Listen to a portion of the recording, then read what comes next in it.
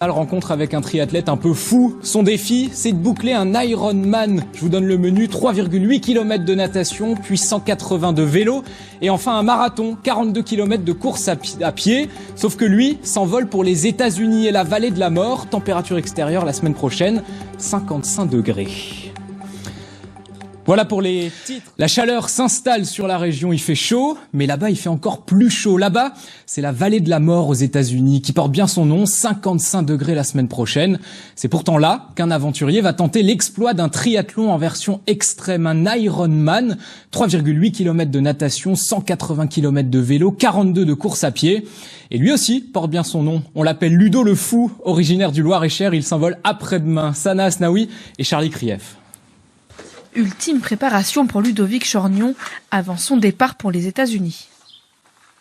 Typiquement, je vais énormément transpirer, donc beaucoup de dépôts de sel sur le corps, donc je risque de faire Scotch Brite et donc voilà, je peux pas me permettre de faire Scotch Brite si je veux aller au bout. Donc il faut que je trouve les tenues qui vont me permettre d'être confortable et de garder ma technique et mon efficacité du début à la fin. Si on le nomme Ludo le Fou, ce n'est pas pour rien. Ses exploits, reconnus mondialement, peuvent en témoigner. Dernière en date, un Ironman au cercle polaire à moins 50 degrés.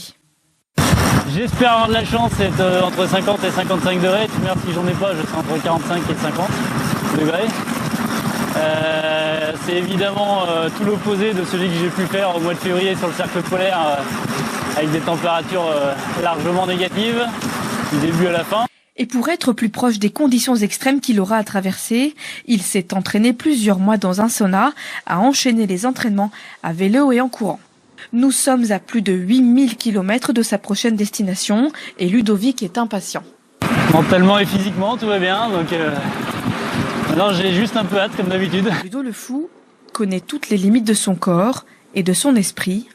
Et quand on lui demande son ultime exploit... J'espère qu'un jour je serai le premier à aller sur la Lune, parce que personne ne le fait, donc voilà. Voilà pour cette édition, je vous en rappelle les principales informations.